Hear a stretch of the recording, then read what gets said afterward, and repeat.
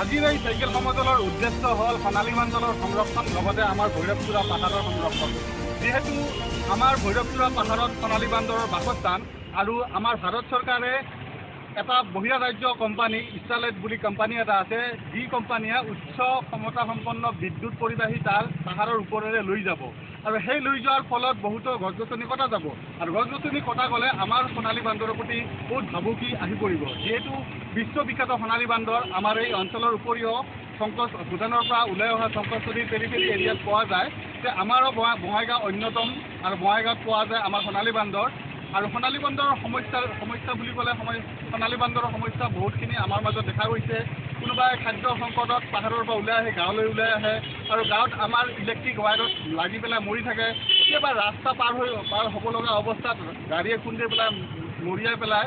তো এনেকুৱা বহুতো সমস্যাৰ সন্মুখীন হৈ আছে আমাৰ সোণালী বান্দৰে। আজিৰ ডেটত ভৈৰৱচূড়া পাহাৰত যিটো গছ গছনি কটা হ'ব তাৰে বিৰোধিতা কৰিবলৈ আমি আজি চাইকেল যাত্ৰা কৰিছোঁ বঙাইগাঁৱৰ পৰা অভয়পুৰীৰ পৰা বঙাইগাঁৱৰ পৰা আৰু আমি যাম শংকৰঘলালৈ, য'ত ভৈৰৱচূড়া পাহাৰ অৱস্থিত, তাৰ পৰা আমি অভয়পুৰীলৈ যাম। এইখিনি আমাৰ উদ্দেশ্য আছে। আমি বাৰে বাৰে দেখিবলৈ পাইছোঁ বঙাইগাঁৱৰ অভয়পুৰীত বাৰে বাৰে সোণালী বান্দৰৰ মৃত্যু হৈছে। তেনে ক্ষেত্ৰত চৰকাৰক কি আহ্বান জনাব?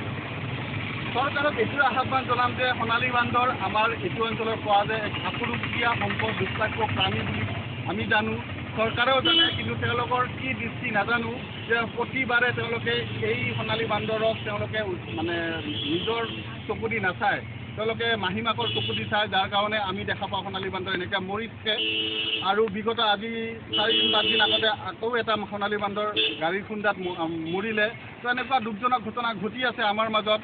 তো আমি সোণালী বান্দৰ বচাবলৈ বহুত চেষ্টা কৰি আছোঁ, যুদ্ধ কৰি আছোঁ, এতিয়াও কৰিম আৰু আগলৈ কৰাৰ চেষ্টা কৰি থাকিম। এনে আপোনালোকে কি ব্যৱস্থা গ্ৰহণ কৰিব লাগিব বুলি দাবী জনাব?